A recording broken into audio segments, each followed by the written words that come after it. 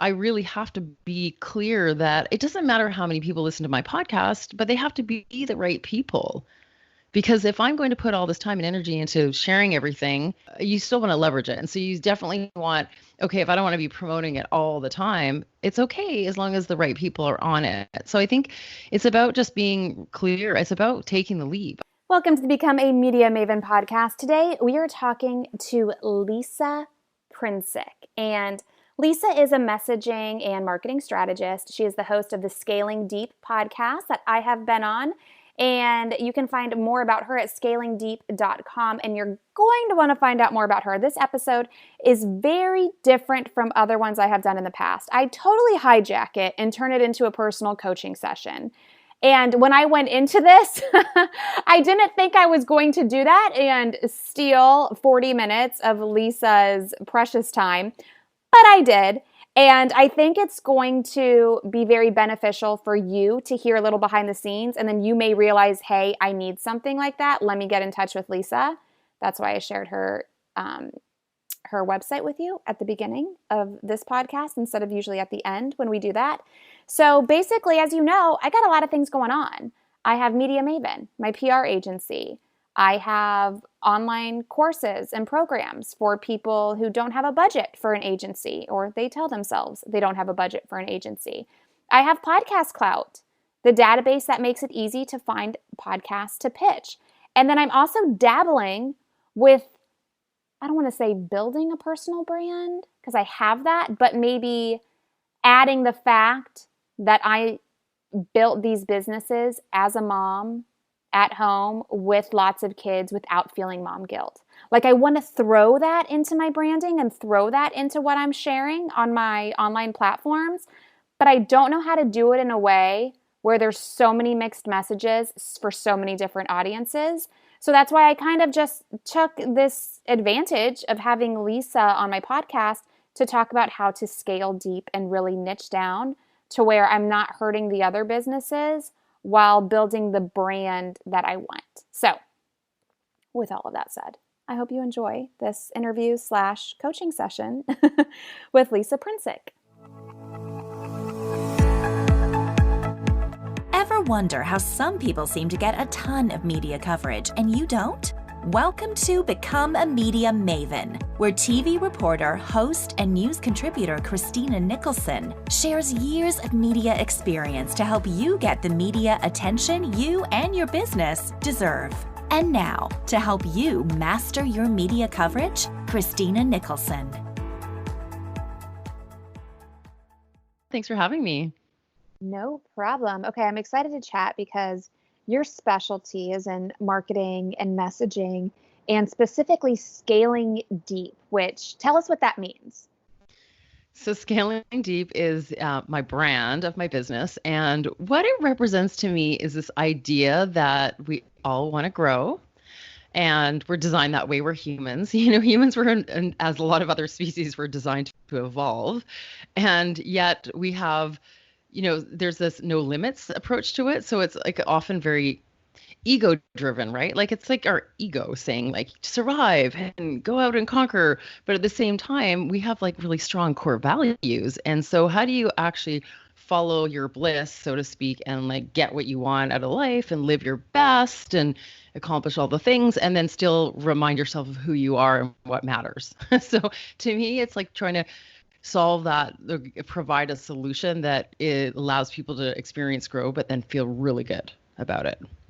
Okay, very cool. And we were chatting before I hit record about me and what I do. So I'm just going to selfishly treat this podcast interview as a coaching call, and then everybody can learn from our little coaching conversation. Awesome. That's because fun. I was just recently on your podcast, and you were saying that when you were introducing me, you're like, well, here's Christina, and she does a lot of things. And I do. It didn't always start out like that. It started out as me having my public relations agency. Then I saw a need in the PR industry for something like Podcast Clout. And now I am in the very early stages of starting to write a book that's not necessarily about media or podcasts, but it's more my experience of how I built these businesses from home with kids without feeling any mom guilt. So it's not really a business book. Some people may say it's a self-help book because a lot of people are like, you know, making themselves feel guilty for no good reason. And I'm like, stop it. No reason for that. So when it comes to scaling deep, I feel like I'm scaling, but I'm not really deep in one No, thing. I was going to say you're not deep on anything.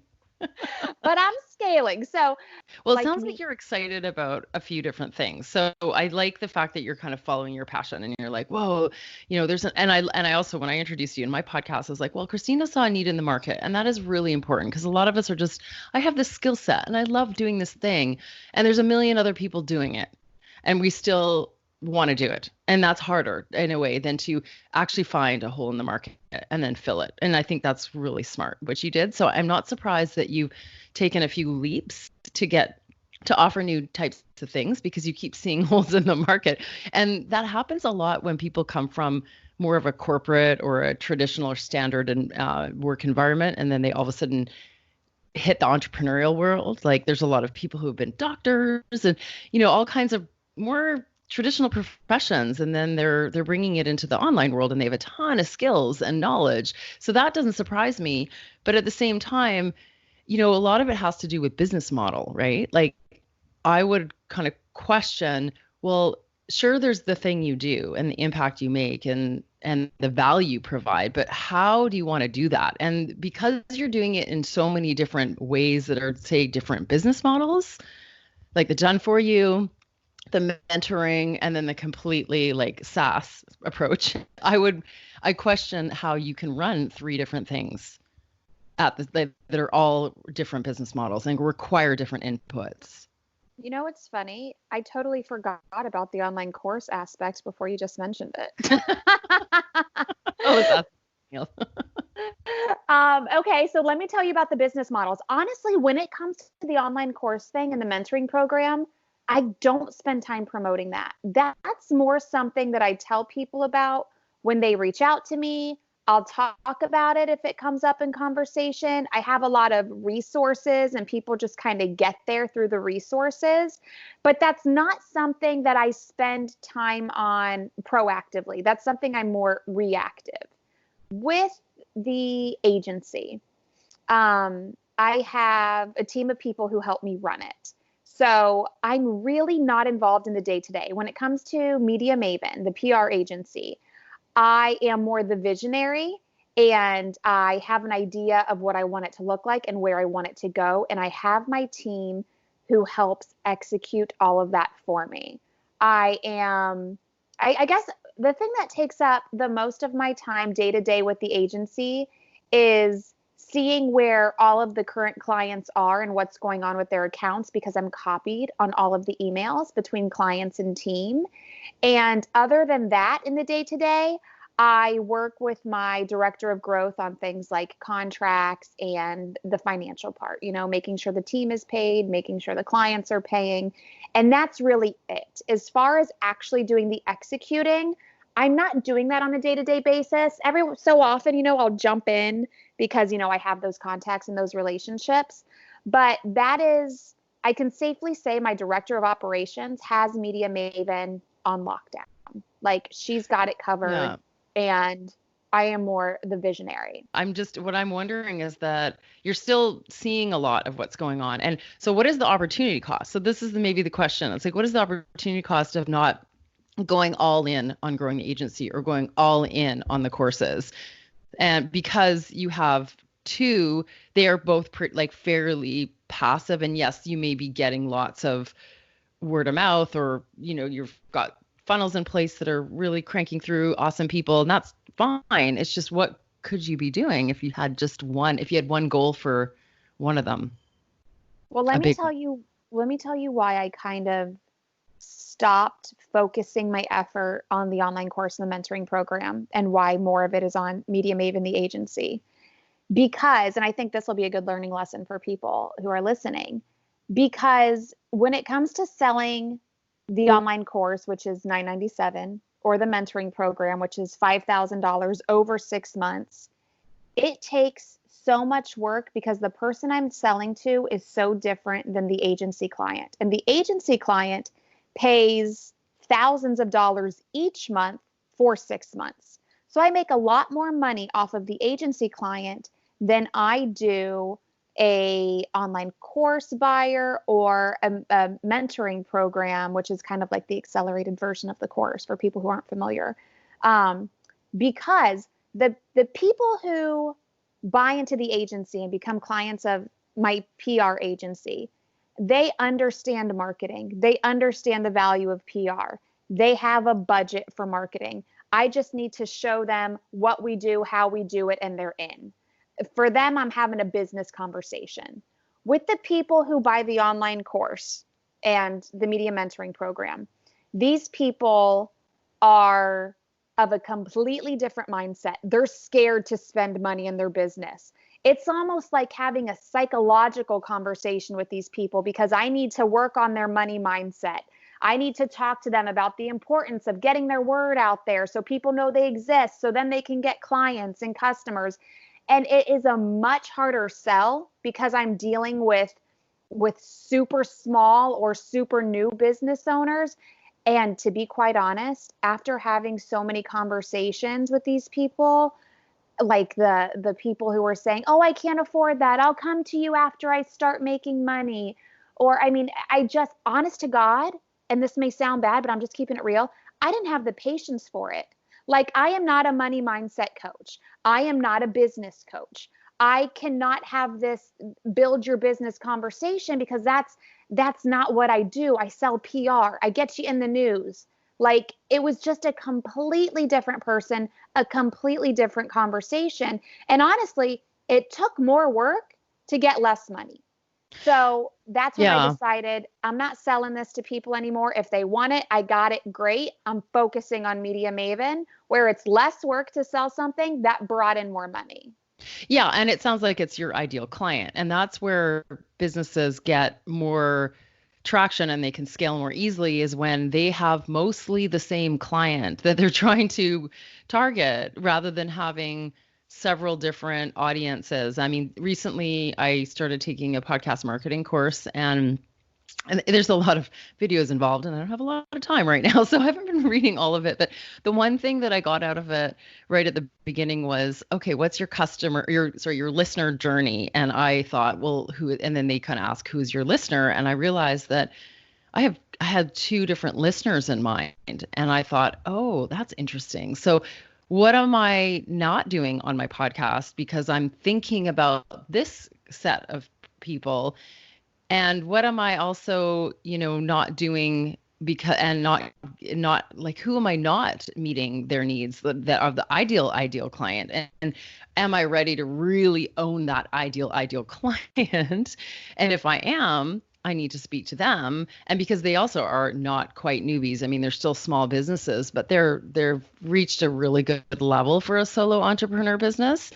And they need to hear more advanced topics. So I'm like, okay. And then besides, that's also more of a, blue ocean strategy, because there are a lot of podcasts talking about all the basic things, right? And there's more people in that sea, but it's not as distinct. So it kind of got me thinking, right? So when you start thinking about who's the actual audience you want to be catering to all the time, it just makes your suite of products more fitting, because you're constantly thinking about those people and you're constantly catering to them, and all your content does. So that's one of the benefits of getting really connected. I mean, your offerings can be different in type, but at least having one of those things similar, like the audience is the same. I love that. No, that's really smart. And honestly, I thought that with the online course and the agency, I was like, I'm still promoting the same thing, just to a different audience. And, it's like you're either dealing with the business owners who have a marketing budget, who understand, there are no guarantees in PR, and they're fine with that because they see the importance. Very different from the solopreneur audience who's like, what's my guarantee? What am I going to get? Like the scaredy cat type of person. Mm-hmm. And I feel like a lot of the content that I was putting out was to that solopreneur and that small business owner, because when I went off on my own, that's what I wanted to do. I wanted to go the online course route. And then through the process of everything that comes along with it, I realized that the agency route would get me further faster. And so that's what I went. But my marketing, it's still similar to what it was when I started, because again, I'm doing the same thing just for different people. But I do feel like my audience is still very beginner. And that's fine, because I put out a lot of content and I share a lot of value. And, I get emails and messages from people, talking about how they're getting media exposure just from listening and implementing what I'm saying, which is terrific. But at what point do I change it, and how do I change it? Like, I feel like this is probably a struggle you see with a lot of people, is just not totally changing and doing something different, but the little tweaks when you have maybe some overlapping things happening. Like, that is the struggle for me. Do you find that to be common? Well, yeah, I mean, I think it's taking the leap. I almost see it more for myself than even my clients. I mean, it's more of the, okay, so what am I really want to sell? And this is, again, a business model question. So some people want to go broad. Okay. And I want to go deep. I'd rather go deep with people and be more relational and offer bigger not products, but programs and outcomes than sell a million little things. I mean, I do have some little things, but they're more kind of fun. And because I do Facebook ads, I like to play with them. And it's like, it's list building and it's playful, but it's not like I'm actually expecting to earn revenue from those little things. They're almost just more leveraged content. But the other thing is really about relationships for me. So because that's my business model, I really have to be clear that it doesn't matter how many people listen to my podcast, but they have to be the right people. Because if I'm going to put all this time and energy into sharing everything, which I love doing naturally, it just happens to be something I love doing. My podcast is like, I love it. I just wish I'd started it years ago, but it's still, you kind of want to think, you still want to leverage it. And so you definitely want, okay, if I don't want to be promoting it all the time, it's okay as long as the right people are on it. So I think it's about just being clear. It's about taking the leap, I think, to some extent, and taking some risks. So recently, I think my episodes have been a little bit more, I don't know if it was sophisticated. I talk about business models a lot, and the things that people don't always like to hear about when they're new to business, when they're new and they're service-based and they haven't come from that background. Like a lot of people talk about lighter kind of things or more tactical things. And I'm like, it's not the tactics. It's going to make it happen for you. It's the value proposition and the positioning and messaging. And so as I've talked more about that, I've actually had more people who are perhaps my ideal clients coming back and saying, oh, I like that episode. So I think that's where I've mentally had to just say, I have to pick a lane and I have to change the content a little bit to what are the topics that the next 10 clients that I want to hear. What would it take to talk about? Like, what would I have to talk about to get them like, whoa, that was a really great way to put that out there. That got me thinking about how I can improve that part of my business. So that kind of just got me excited. And that's what I personally thought through. I love that, because personally, when I consume content, I am so over the broad, a little bit here, a little bit there, because like you can only hear the same damn thing so many times, right? Like when it comes to building your Instagram following, just be authentic. Like it's just the same shit everywhere all the time. And I really like the going deep on one thing, because that is what makes the difference, is getting super specific on certain things. So this is hard to do, Lisa, and you help. It is, and it's very mental. It's very mental too. Like it's a very mindset thing. It really feels risky to say, you know what, I'm all in on this type of person, and the others. But the thing is, the others will still come. So this is the one thing that we forget, is that I work with a lot of sophisticated newbies. Like they are new to their business, but they're not gonna DIY, they have a mindset. That's a mindset. They have 100%. Either life experience, a big career behind them, something that they're like, I'm making this happen, I'm all in. Like they kind of know, and so their approach is very much like, I want to learn and apply and implement. And those are still great clients for me. However, if my topics, and you know what, they'll get my topics. They'll get, there's something there. They might say, well, I'm not ready for that yet, but there's something to this, and that's okay. So I'm not worried about, the bread and butter, for example, because they are definitely a lot more of my clients that come to me are the seasoned, I don't know if I call it, I haven't even got the term yet, but I'm thinking seasoned to newbies, but I'll just No, I seasoned know startup. exactly what you mean. It's like they're driven. Like they know they have to implement to get shit done. And they're not like the tire kickers who want to do things, but they don't want Yeah. to fully commit. Yeah.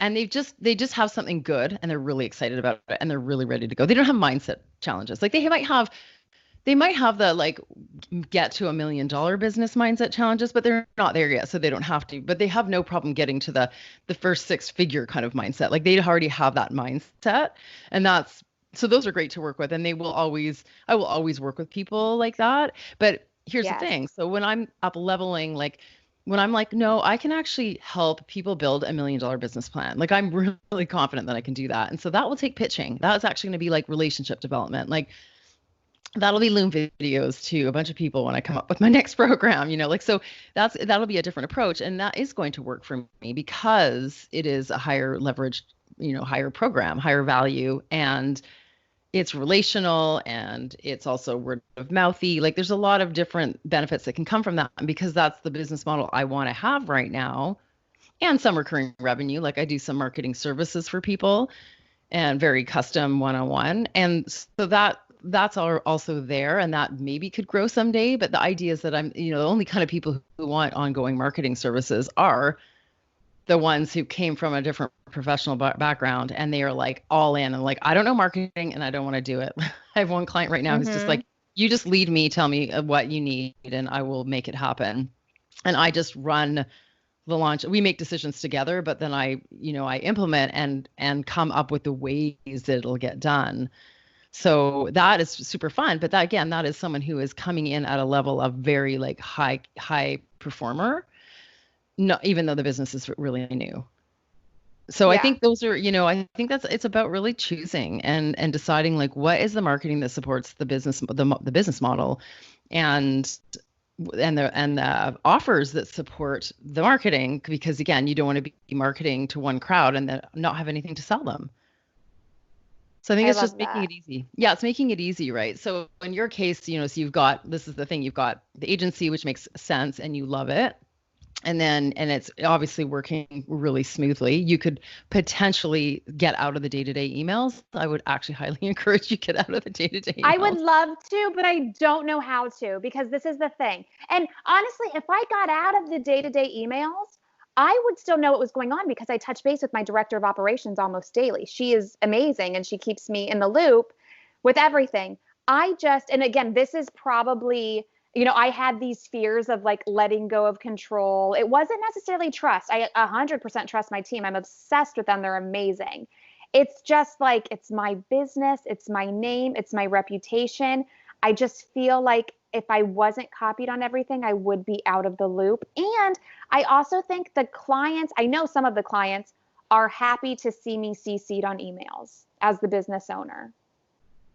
Right. But I get that, but I think there's still a way around that because I can't see that not being a little bit of like energy Oh, girl, draining. it Like, is. When I open my inbox and I see like, and I try to check my email just twice a day, but I hate it when I open it and there's like 40 things in there and it's all just like back and forth. And I'm like, oh, dear Lord. I mean, I open it up and I read them, but everything, I mean, 9 times out of 10, everything is flowing smoothly. I'm in the loop. I see it. It's lovely, and I guess I'm just afraid of, I don't know if it's like a FOMO thing or what it is. So yeah, guide me on this. How do I get I out of the think I day-to-day think that's emails? something you need to do. And I think that comes down to having that your operations person be a better superstar than you are in some ways. And I think that, or you give something else to your clients, like perhaps you have like a half an hour strategy session with them once a month or something that is just going to maybe make up for it or transition. So in case you're feeling like, oh, they're not going to feel they're getting me, I just think that it's time to level up the quality and the outcomes and really think about what the brand stands for and have it be a little bit less about you, because a lot of businesses are doing that. And of course, everyone starts with one person and that everyone wants to work with personally. But then when the quality is there and the outcomes and the service keep happening, they're not going anywhere else. They're not. So I would just say that it's probably just a mental leap and perhaps a tiny operational step that you can take to ease out of that. And heck, you could do more bigger things with your clients. You could actually do more consulting with them that is one-on-one and high premium. They don't need to get personalized handholding from you if they're getting it from someone else. You're totally right. And I have done a much better job like this last year. And I've had multiple conversations with my director of operations and my director of growth, because a lot of people, because I'm a big believer in practicing what you preach, I put myself out there. So a lot of people come to me, and then I always quickly hand them off to my team. Because honest to God, my team is better than I am. They are better communicators. As I have mentioned, I'm very impatient. I don't have time for like bullshit conversations. I don't want to make time for bullshit conversations. And my team is just so good at saying things. I don't know. I don't want to say in a nicer way because it's not like I'm mean, but no, more I know. eloquently. But I think what you're saying is that you have the people who are better than you at 100%, 100%. Yeah. And I hand the clients off to them, and I let my team know, look, I don't want to be involved. I want to see what's going on. I want to know it's amazing.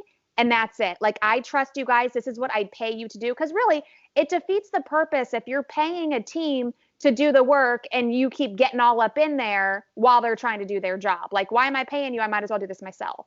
So I think so much better. I think you just need to flip the switch. Yep. I just say you need to just do it.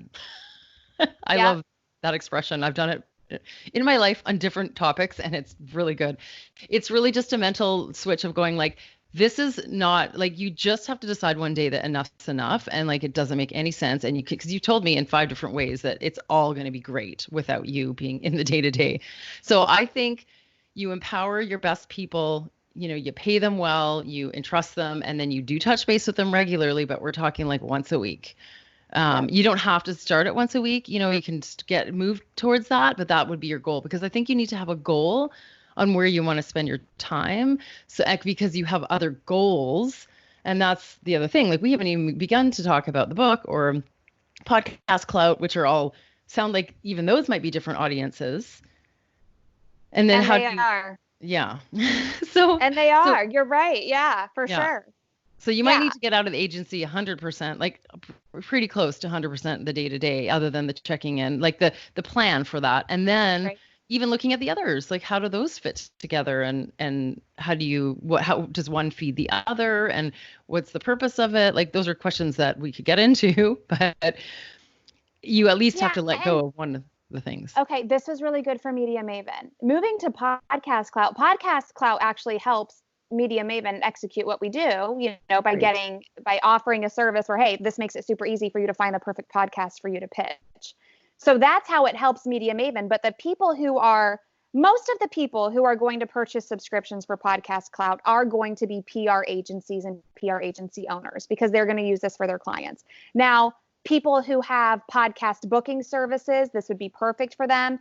It's also good for, like we were talking about, there's different kind of newbies. The newbies with that mindset of execution and success and, doing what it takes, that kind of person who wants to make podcast guesting a marketing strategy, it's good for them too. And they know they're all in. Like, they know they're all in.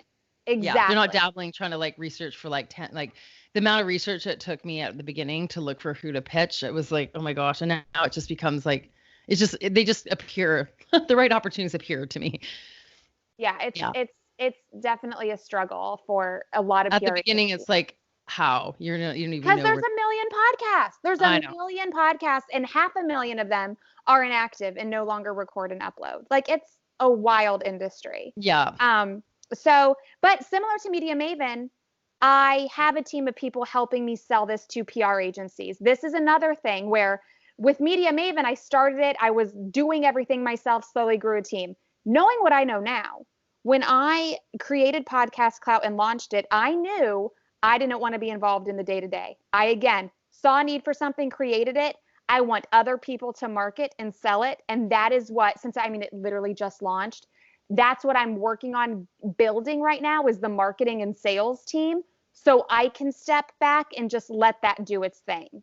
So this one is a quicker handoff, but because it just launched, I'm still in it. if that makes sense. Yeah, and it's a different business. So really it is a separate business. So which is the right thing to do. However, it is challenging to be one person with, especially with 3 children, to launch one business and then have another, and still have your hands in all of them. Like, it's just a lot. So it's like, how do you make your life more smoothly? Like how big could you go? I mean, obviously you are a quick start. You have an idea. They're good ideas. You can trust them. You go for it. You know how to implement. I love that because like you're kind of like the visionary implementer, which I think is kind of cool because I think I'm one of those too, and nobody really has a title for us. It's not like we have thousands of ideas. Like, we have these really good ones and then we go for it. But I think that you still you're still potentially not taking things as far as you can go because you kind of got other things to manage. It reminds me of the book, The One Thing. I don't know. What book? There's the one, no, not The One Thing. I didn't read that one. I read Essentialism.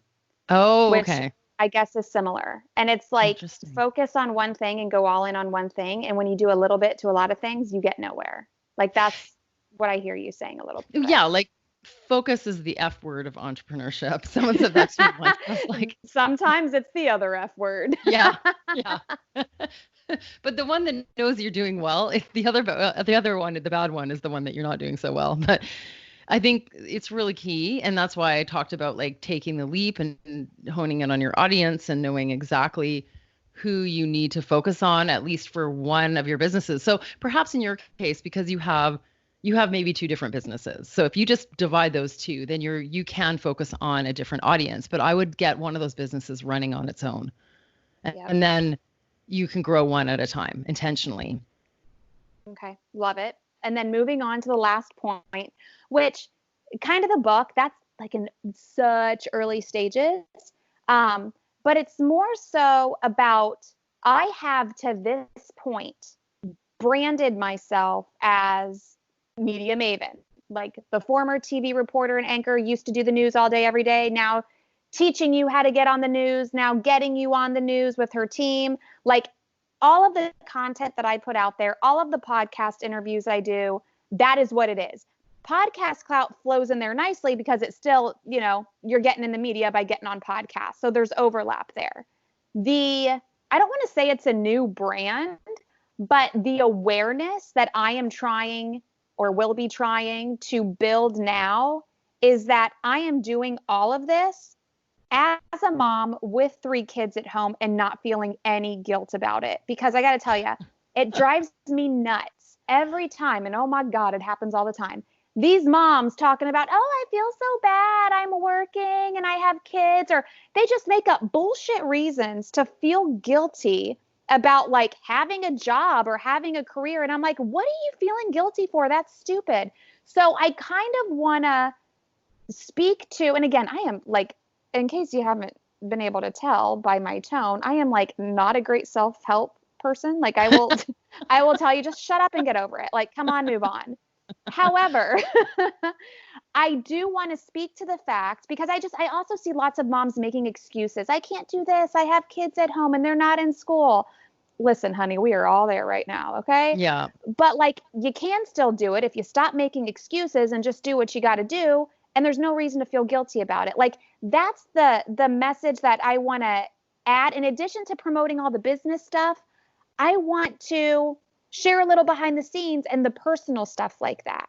And now, and I think that's valuable. Like, that's the story great. that makes it interesting, right? Like, I think that's your mission or your message. But I really would decide on who the audience is. Like, because I think a book is a lot of work, and I think it's necessary at some point. Like, I think if you want to build $1 million plus business or more, you kind of need these assets, right? Like, you need these probably really wide awareness assets. And I think that something like that is a great idea, but I'd also get really clear what you would do with it if it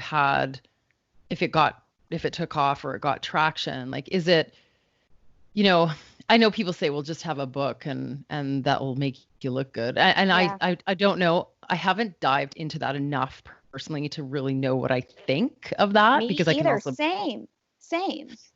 So I would do some research. Here's the thing. Before you start, since you're in for early phases, it takes a while. I would start to research like a little bit more like what's the purpose? It's kind of like the podcast. Like this podcast marketing I was doing. I mean, I'm always changing my mind about, well, not changing my mind, but my podcast is always like, oh, it gives me this and this and this. And so I kind of know, like I said, I learn a lot from my guests. That was like year one. I was like, whoa, that was great. And then year two was like diving into more of my own like opinions and now it's okay, it's really speaking to the ideal client and also doing like really relationship development. Like I'm a bit like right now with my podcast, I'm a bit like, if somebody comes to me with say, hey, I want to be a guest on your show, I'm like, okay, so how can I get in front of your audience? Like I've just gotten a bit like tough because I'm just like, I'm not just here to promote your business that's kind of similar to mine. I need to leverage that, so now it's serving all these different purposes, and it's good for me to know what those are because then I can be more intentional. And here's another thing that you might want to put in your book.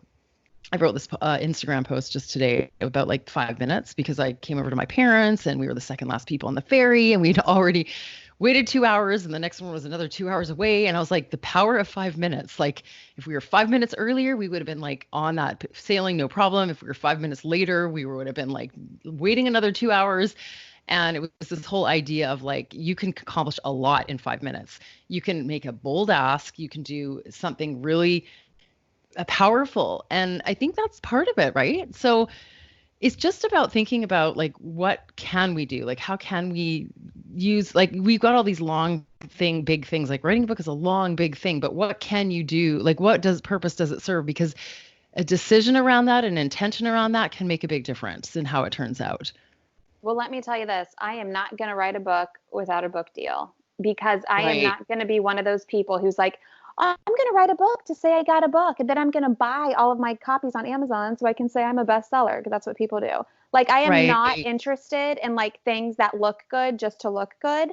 So when I say I'm in the early stages, I mean, I'm in the early stages of putting together an outline for a proposal. If I get a book deal, then I'll write the book. If not, I'm not going to write the book because I don't want to have a book just for the sake of having a book.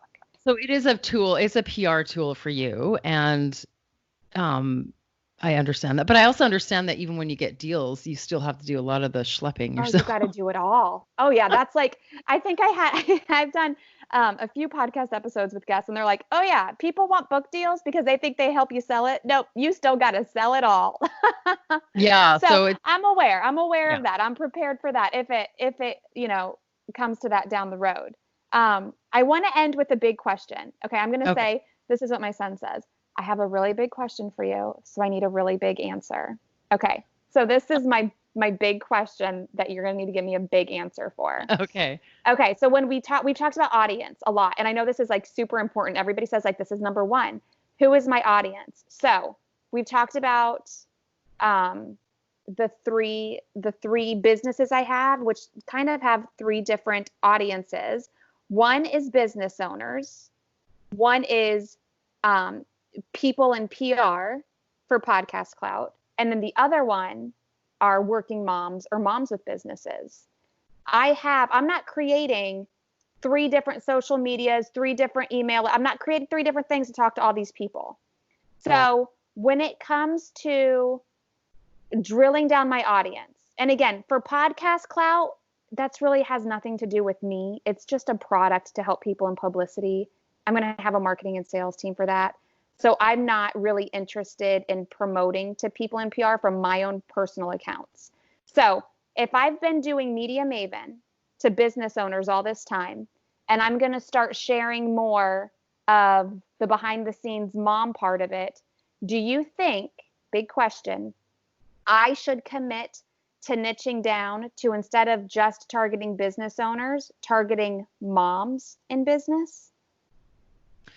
For your personal social brand, like the brand that the kind for of the everything that building? I put out on social, all of these podcast interviews, talking to moms in business instead of just business owners in general. Well, I think for sure if you think that your brand, it represents that and that's kind of part of your mission, then absolutely but I also want to be like to ask you the question back is a good, powerful question. That's a good question. And it is what do you want to sell? Because I really feel like if you can grow the agency that way as well, and if what is your goal? Because you don't also want to if your goal is to grow the agency, then you might want to share more of that stuff. And if your goal is to grow your personal brand as a business leader, and so that you can turn around and sell different things down the road, then I would consider more the niche of moms, because I think it's always more important to get a niche. I really do.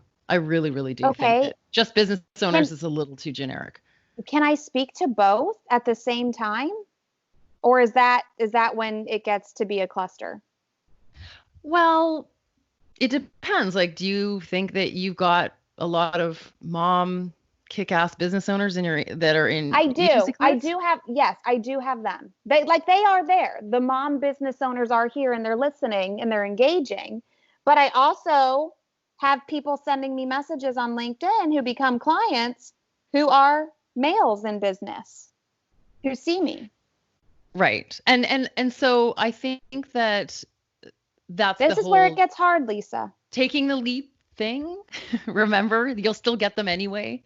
So this is Yes, my that's point. true. You'll still get them anyway. And I Yep. have the same thing because I have a few men that I work with and they're awesome. And at the same time, I'm like, oh, but if I was to pitch 30 people for my next program, because I say want like 6 to 10 in the program, I would like, there's like 2 men on that list. And I'm like, would I take one if there was like 8 women and one guy? Like, or would that just change the dynamic? So I realize that while I don't say it outwardly, I'm probably helping kick-ass women who want to build million-dollar brands, like really. But it doesn't mean that that a man won't work with me. And I have another past client who she coaches on speaking, and she has like her whole mission is about getting more women in senior positions and in politics and all that. And she had a client who was a man who reached out to her privately, and it wasn't part of her avatar, but he was like, I really want to work with you, and she could charge him what she wanted. Like it was great. So I don't think that's going to go away, but I think you can reposition. And don't forget, whatever you like, niching is so important. Targeting is so important. It just strengthens the more people who will say yes to you. So you will eventually get more people who are interested if they really get that you're for them, and if you get That was their great. situation, and if you That are was their a leader. great answer. Yeah, Great I think you answer need to to a big like. I think it's question. taking a leap and about realizing that you're not saying no to everyone, but you're saying a huge come here yes to a certain target market. Fantastic. Like that last sentence was everything. That is fantastic. Okay.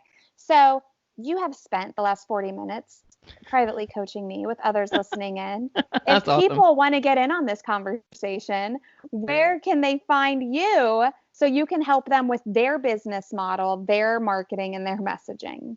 That's so great. Okay, so I am at scalingdeep.com, and I would actually just invite people to come over to check out my podcast, because if you're interested in this kind of thing, then I talk about this all the time. And I have some really great interviews on how to like reposition and target and get laser focused on the big things. I mean, I will talk about tactics here and there, but I am really, really passionate about getting the foundations sorted out. And it doesn't matter what level you're at, you need to figure out the foundations before you can go to the next level. So, yeah, find me at scalingdeep.com/podcast. What's the name of the podcast? Since we're in our app, we can search it real quick. Scaling Deep. She keeps it consistent, people. Would Yeah, you I know. I expect rebranded anything everything otherwise? 6 months ago. My friend, I had this URL that I'd had for years, and I'm like, what should I do with this URL? I've had this thing for so long. She's like, just change your whole brand to it. I'm like, okay. And I just literally changed it all. It just kind of came to me in a quick, like, that's the power of 5 minutes. There I you was go. just like, that's a good idea. That makes a lot of sense. That obviously it represents what I do. And I don't need to have my personal name as my URL and a different name for the podcast. I might as well stand for something. So yeah, it's been really powerful. I love that. Awesome. Well, thank you so much, Lisa. This has been amazing. You're welcome. Thanks for having me. Thank you so much for listening. Remember that I am eternally grateful whenever you are not subscribed to this podcast and you tap that subscribe button. And if you have not yet left a rating or review, I would love to see that from you. Thank you so much. Remember, you can always, as every episode, you can always get your information that you need to survive and thrive from the content that you listen to in this podcast in the show notes. So anytime you can head to becomeamediamaven.com and you can get it all there. Thank you for listening. We will see you again soon for another episode of Become a Media Maven.